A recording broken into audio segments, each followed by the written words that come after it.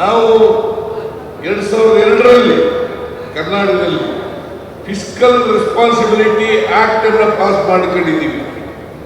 Fiscal responsibility act ಅದನ್ನು pass ಮಾಡ್ಕೊಂಡಿದ್ದೀವಿ.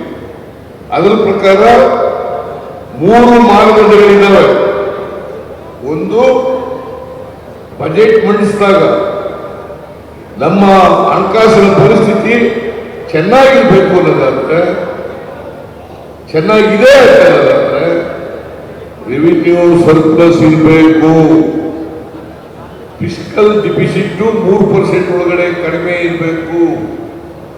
ಸಾಲ ತಗೊಂಡಿರ್ತಕ್ಕಂಥದ್ದು, ಸಾಲ ಈ ರಾಜ್ಯದ ಮೇಲೆ ಇರ್ತಕ್ಕಂಥ ಲಯಾಬಿಲಿಟಿ ಅದು ಎಷ್ಟಿರ್ಬೇಕಪ್ಪ ಅಂತಂದ್ರೆ GDPಯ 25% ಒಳಗಡೆ ಇರಬೇಕು. ನಾವು ಈ ಮಾನದಂಡಗಳ ಒಳಗಡೆ ಇದ್ದೇವೆ.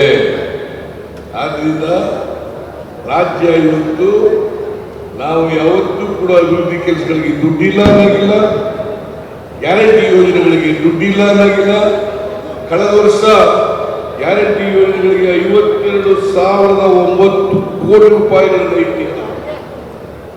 ಈ ವರ್ಷ 50,018 ಕೋಟಿ ರೂಪಾಯಿಗಳನ್ನು ಇಟ್ಟಿದ್ದೇವೆ.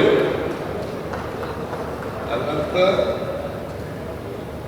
ಆರ್ಥಿಕವಾಗಿ ಸದೃಢವಾಗಿದೆ ಕರ್ನಾಟಕ.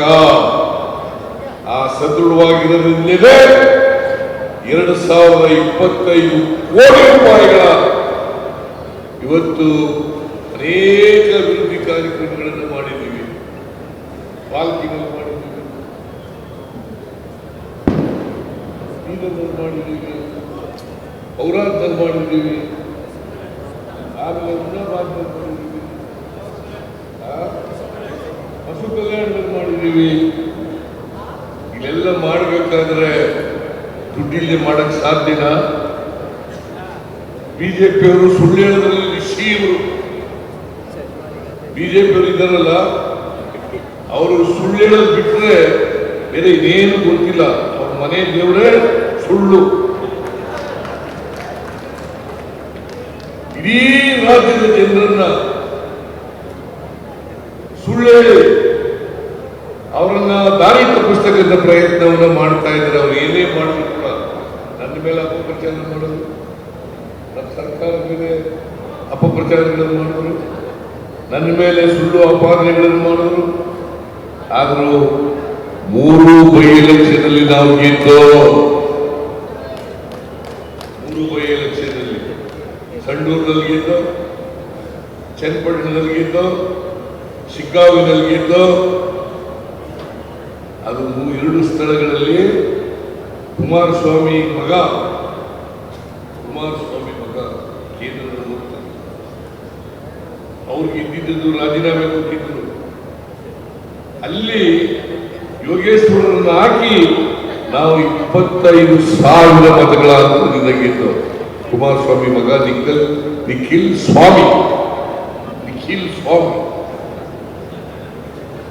ಅಲ್ಲಿ ಶಿಗ್ಗಾಂವದಲ್ಲಿ ಈ ರಾಜ್ಯದ ಮುಖ್ಯಮಂತ್ರಿ ಆಗಿದ್ದಂತ ಬಸವರಾಜ ಬೊಮ್ಮಾಯಿ ಅವ್ರ ಮಗ ಅಲ್ಲಿ ಸೋಲಿಸಿದ್ರು. ಸಂಡೂರಿನಲ್ಲಿ ಗೆದ್ದು, ಚನ್ನಪಟ್ಟಣದಲ್ಲಿ ಗೆದ್ದು, ಶಿಗ್ಗಾವಿನಲ್ಲಿ ಗೆದ್ದು. ಅದು ದೊಡ್ಡ ಅಂತರದಿಂದ ಗೆದ್ದಿದ್ದು. ಅದಕ್ಕೆ ರಾಜ್ಯದ ಜನರಿಗೆ ಗೊತ್ತಿದೆ, ಕಾಂಗ್ರೆಸ್ ಪಕ್ಷ ಮಾತು ಕೊಟ್ಟಂತೆ ನಡ್ಕೊಳ್ತದೆ, ಕೊಟ್ಟ ಮಾತಿನಂತೆ ನಡ್ಕೊಳ್ತದೆ. ಏನ್ ಭರವಸೆಗಳನ್ನು ಕೊಡ್ತಾರೆ ಆ ಭರವಸೆಗಳನ್ನು ಈಡೇರಿಸ್ತದೆ ಅಂತಕ್ಕಂಥದ್ದು ಕಾಂಗ್ರೆಸ್ ಪಕ್ಷ ಮಾಡ್ತದೆ ಅಂತಕ್ಕಂಥದ್ದು ಈ ರಾಜ್ಯದ ಜನರಿಗೆ ಗೊತ್ತಿದೆ. ಹಾಗಾಗಿ ನಮಗೆ ಕಳೆದ ವಿಧಾನಸಭಾ ಚುನಾವಣೆಯಲ್ಲಿ ಗೆಲ್ಲಿಸಿದ್ದು, ಆಮೇಲೆ ಬೈ ಎಲೆಕ್ಷನ್ ಅಲ್ಲಿ ಗೆಲ್ಲಿಸಿದ್ದು, ಈಗ ನೀವೆಲ್ಲರೂ ಇಲ್ಲಿ ಲೋಕಸಭೆಯನ್ನ ಗೆಲ್ಲಿಸಿಕೊಂಡದ್ದು ಅದೇ ಕಾರಣಕ್ಕೆ ಅಂತಕ್ಕಂಥ ಮಾತುಗಳನ್ನು ಹೇಳಲಿಕ್ಕೆ ಬಯಸ್ತೇನೆ. ಅದರಿಂದ ನಾನು ಹೆಚ್ಚು ಭಾಷಣ ಮಾಡಕ್ಕೆ ಹೋಗಲ್ಲ. ಇನ್ನೊಂದು ಸವಾಲಿಗೆ ಬಂದಾಗ ಯಾವುದಾದ್ರು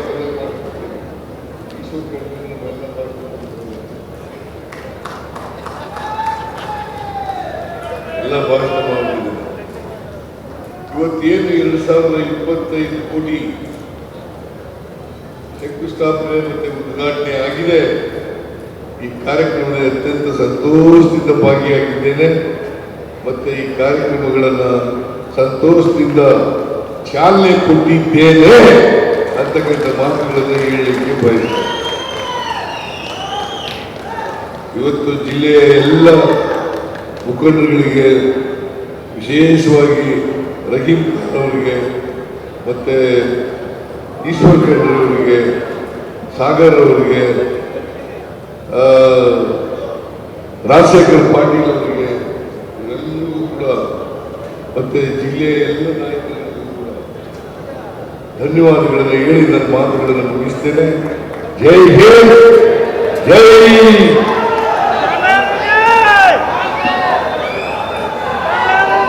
ಜೈ ಕರ್ನಾಟಕ,